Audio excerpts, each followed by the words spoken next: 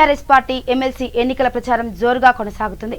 Hyderabad, Rangareddy, Mahabubnagar MLC అభ్యర్థి సురభి వాణిదేవిని అత్యధిక మెజార్టీతో గెలిపించాలని తార్నాకలో డిప్యూటీ మేయర్ మోతే శ్రీలత శోభన్ ప్రచారం నిర్వహించారు. వాణిదేవి ద్వారా పట్టభద్రుల సమస్యలు పరిష్కారం అవుతాయని డిప్యూటీ మేయర్ అన్నారు. ఎలక్షన్ ప్రచారం భాగంగా రవీంద్ర రావడం జరిగింది. రవీంద్ర ముఖ్య నేతలతో సమావేశం ఏర్పరిచి మరి ఈరోజు ఇంటికి డోర్ ఎవరైతే గ్రాడ్యుయేట్స్ ఉన్నారో వాళ్ళందరినీ కూడా ఓటు అప్లై చేయడం జరిగింది.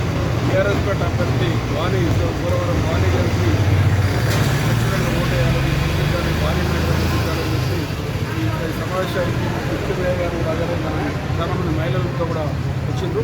మరి ప్రతి ఒక్కరు కూడా భారీ మేయర్తో గెలిపించి ఇచ్చారని చెప్పి కేసీఆర్ మేరకు ఒక ఉన్నతమైన కుటుంబంకి వచ్చిన వ్యక్తి ఆమె. ఈరోజు దేశ ప్రధాని మాజీ ప్రధాని కుమార్తె ఆమె.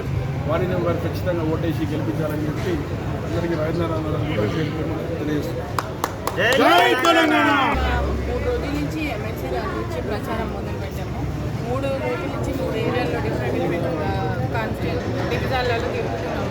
ఈరోజు ఈరోజు మా డివిజన్లో కూడా తిరిగాము. ఇలా ఎమ్మెల్సీ ఎలక్షన్స్ ఉన్నాయి కదా, ఓటర్లు గ్రాడ్యుయేట్ ఓట్స్ కోసం మేము ఏరియాకి రావడం జరిగింది. రవీంద్రనాథ్ ఇక్కడ ఉన్న ఇంటి దగ్గరికి వెళ్ళి వాళ్ళు ఎన్ని ఓట్స్ ఉన్నాయో వాళ్ళందరికీ చెప్పడం జరిగింది. వాళ్ళు కంపల్సరీ వాణిదేవి గారికి వేస్తారని ప్రామిస్ చేయడం కూడా జరిగింది. ఇక్కడ ఈ విధంగా మేము రోజు 2-3 ఏరియాలు రోజు 2 కాన్స్టిట్యున్సీ కంప్లీట్ చేస్తున్నాము. ఈ విధంగా మాకు ఇంకొకటి ఏంటంటే ఇప్పుడు నేను మహిళా డిప్యూటీ మేయర్గా నాకు ఇచ్చిండ్రు.